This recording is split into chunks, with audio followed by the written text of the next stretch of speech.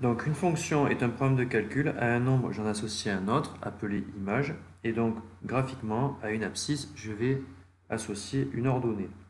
Pour ça, donc, je vais devoir calculer l'image de quelques points. Je vais prendre des points assez simples pour pas me compliquer la tâche. Par exemple 0, 1, 2. Et je vais prendre un nombre négatif, moins 1. Parce que c'est toujours bien de voir un petit peu ce qui se passe dans les nombres négatifs et parfois des particularités.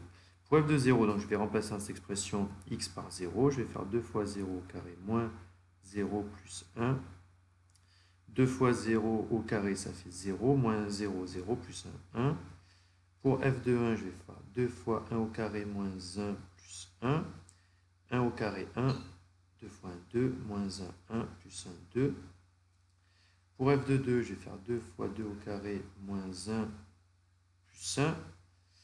2 au carré, ça va me faire 4. 4 fois 2, 8. Moins 1, 7. Plus 1, 8. Et enfin, pour moins 1, je vais mettre des parenthèses, pas me faire piéger par le carré et par les signes autour du moins 1. Moins 1 au carré, ça fait 1. 2 fois 1, 2. Moins 1, moins plus. 2 plus 1, 3. 3 plus 1, 4. Donc, je vais tracer mon graphique. Ça veut dire que quand je pars de 0, j'arrive à 1. Quand je pars de l'abscisse 0, j'aurai l'ordonnée 1. Je vais partir de l'abscisse 0 et aller jusqu'à l'ordonnée 1. Voici mon premier point. Ici, je vais partir de l'abscisse 1 et je vais aller jusqu'à l'ordonnée 2. Je pars de l'abscisse 1, je vais jusqu'à l'ordonnée 2.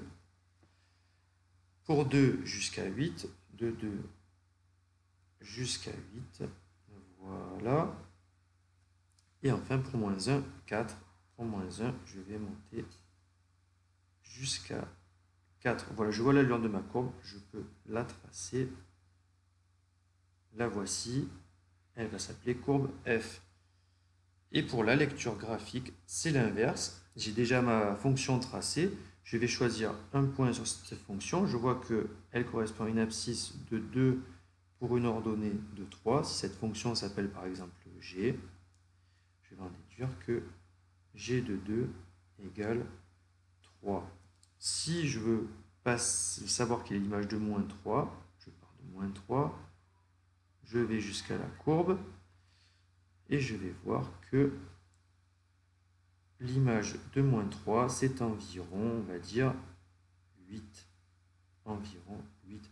Si je veux l'antécédent, je vais partir de l'ordonnée 5, par exemple pour l'antécédent de 5, et je vais voir que ça correspond à, on va dire, 2,4 par exemple. Ça veut dire que l'antécédent, c'est de 5 et